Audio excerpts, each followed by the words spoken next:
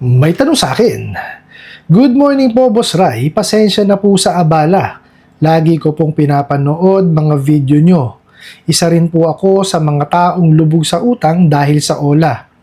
Tapal system po kaya dumami ang nahiraman ko. Ask ko lang po if kung pwede ba akong kasuhan ng estafa dahil sa dami ng nautangan ko.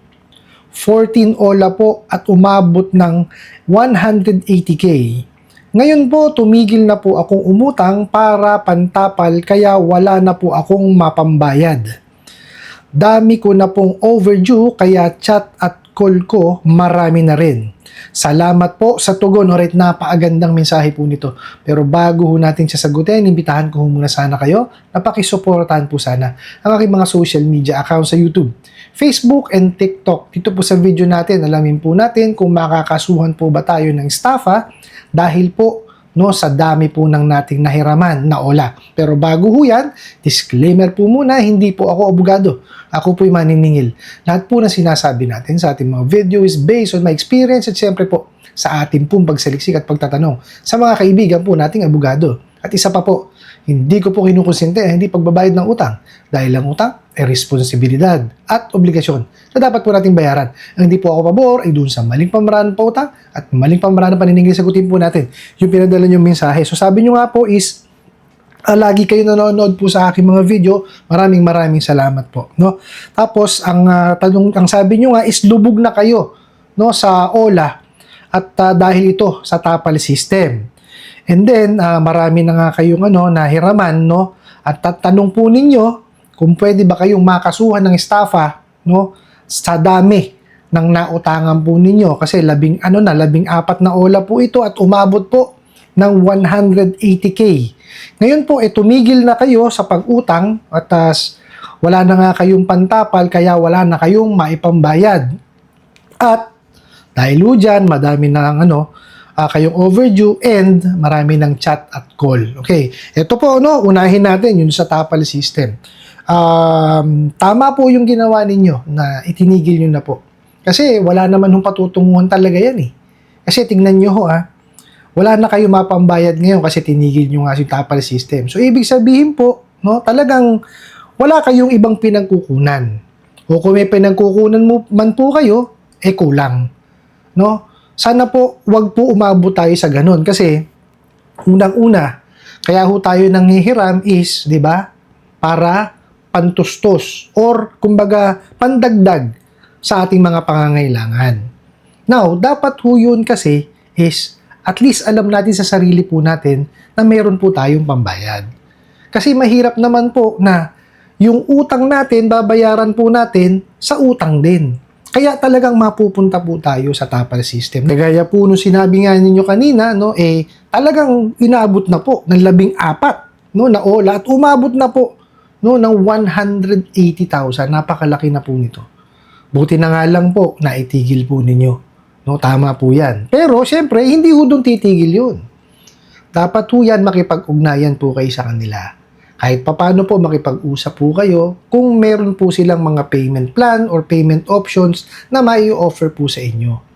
Sabihin niyo ho yung inyong dahilan kung bakit to umabot sa ganyan.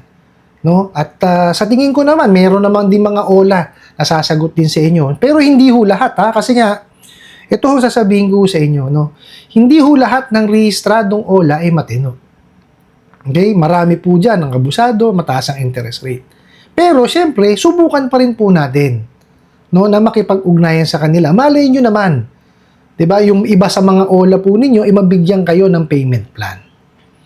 Hindi ho masamang sumubok Now, syempre, kung patuloy kayo nilang ihaharas o wawalang yain, kagaya nga ng sinabi ninyo, may mga chat at saka call na. Hindi ko lang ho alam kung ano ho yung klase ng pag-chat sa inyo or pagtawag sa inyo, hinaharas ba kayo o hindi. Diba? Hindi ho nyo kasi nasabi rito. Pero kung yung normal na pagme-message po sa inyo o normal na tawag, wala akong problema ron kasi karapatan ho nilang maningil.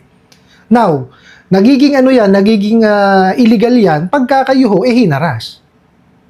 Okay? Kaya kumbaga, makipag-ugnayan tayo sa kanila. Yun ho ang kauna-unahan yung gawin. Para po kahit papano, kung meron man silang payment plan, maiplano nyo po yung inyong mga utang at mabayaran nyo po siya. No, pa isa-isa man lang. Kasi biruin nyo 14 ola, hindi nyo kayang bayaran yan ng sabay-sabay. Kasi kagaya ho dito ko lang ho ibabase dun sa mensahe nyo sa akin, na tumigil na kayo, no, sa pag-utang at saka para pantapal.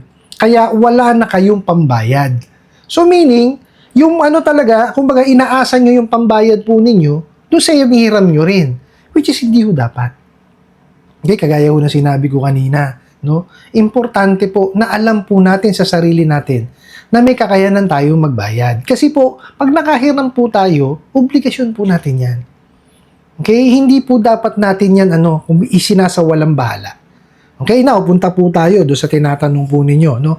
Kung ba tayo, makakasuhan tayo ng kasong estafa. Okay, ito lamang po, no? Ang kasong estafa po kasi ang pinaparusahan po diyan is yung panluloko at panlilinlang. Okay, hindi po yan yung kagaya na sinasabi nitong mga bugok at abusadong online lending apps na pag hindi kayo nakabayad, kakasuhan na kayo ng estafa. Mali po. Okay? Pag hindi po tayo nakabayad sa ating mga utang at talaga namang, kumbaga hindi lang talaga kayo nakabayad dahil meron kayong problema or kagaya po niyan dahil nga napasok na tayo sa tapal system, talaga mahirapan na tayo, po yan? Usaping sibil po yan. Okay? So, ang nakakasako po dyan is small claims. Kung ang halaga po ng inyong nahiram is 1 million pababa. Okay? Pero dapat po yan dumaan muna sa proseso. Okay? May proseso yan. Kasi ayon po sa ating, sa ating batas, kailangan po gawin po muna, nung mga lending companies or in our case, OLA, yung kanilang effort, lahat ng effort nila sa paniningil. Pero sa tamang pamamaraan. Hindi sila pwedeng mangharas, hindi sila po pwedeng manakot, hindi sila pwedeng magpanggap. Okay? And then, kung hindi talaga nila kayang masingil na kayo, then may demand letter po. And then, pagka hindi kayo tumalima doon sa demand letter, that's the time. Pwede po silang pumunta sa lower court para po makapagsampa po sila ng kasong small claims. No, hindi po estafa ang po pwedeng ikaso sa inyo. Kasi po, kung wala naman po kayong panluloko at panlilinlang na ginawa, bakit kayo kakasuhan ng kasong estafa? Di po ba? Kasi maliwanag po, na ang kasong estafa po, ang pinaparusahan doon is yung panluloko at panlilinlang. Ano ho ba'y halimbawa nito? For example po, para kayo makahiram sa kanila, kumbaga may tampered na dokumento kayong pinasa or ibang information ang ibinigay po ninyo. Diba? Kumbaga niloko nyo sila at nilinlang para kayo po ay ma-approvean. Okay? Yun po, pag napatunayan nila yon, yan. Pwede po silang magsampa ng kasong estafa. Ang estafa po is may criminal liability po yan. Okay? Meron po yung kaakibat na parusang kulong, at saka meron pa yung ipapataw sa inyong penalty. No, kaya huwag po natin gagawin 'yon. Pag tayo manghihiram, yung totoo po ang ibigay natin.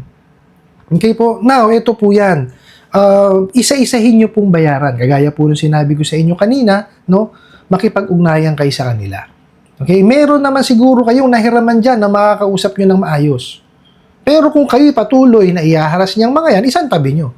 Kasi importante po na ma-maintain natin yung ating tamang kaisipan. Kasi ang laging ginagawa itong mga bugok at abusadong online lending apps is sirain ng ating kaisipan. No, kaya nga tayo tinatakot niyang mga yan, hinaharas, para gumawa tayo ng mga hakbang na hindi natin dapat ginagawa. Kagaya niyan, yung pagtatapal system, isa yan sa gusto nilang gawin. Kasi unang-una, kikita sila dyan. Diba? Pangalawa, kung ano mangyayari sa atin, mababaon na tayo. Diba? Yan ay kapapahamak po natin. Kaya wag natin ginagawa yan. Okay? Kasi isa yan sa nagiging dahilan na na hindi na tayo nakakabayad. Kasi biruin mo, kung yung isa, hindi na natin kayang bayaran. Diba? Bakit pa tayo manghihiram sa iba? Diba? Pinalalaki lang natin, Pinalalawak lang natin yung ating problema. Hindi dapat ganun. Kung nahihirapan tayo sa isa, itigil natin doon. Gawan natin ng paraan. Tsaka lagi natin iisipin. Pagka tayo manghihiram, alamin po muna natin sa sarili natin kung may kakayanan po ba tayong magbayad. No, kasi po itong mga bugo katabusadong online lending apps, hindi ho gumagawa ng ng due diligence nila yan. Kalimitan po sa kanila, disburse lang ng disburse. Okay? Mali po yun. Kasi dapat inaalam po muna nila kung yung kliyente nila o yung nag-apply sa kanila, may kakayanan magbayad. At hindi ho humihinto yun dun. Kung may kakayanan talaga kayo, magbayad, dapat ini-explain sa inyo kung ano po yung inyong obligasyon. Batas po yan, the Truth in Lending Act. Now, pagka nagkaroon kayo ng pag-uusap at nabayaran nyo na po siya paunti-unti, dyan, makakawala na kayo sa OLA na yan. At huwag nyo na hong babalikan.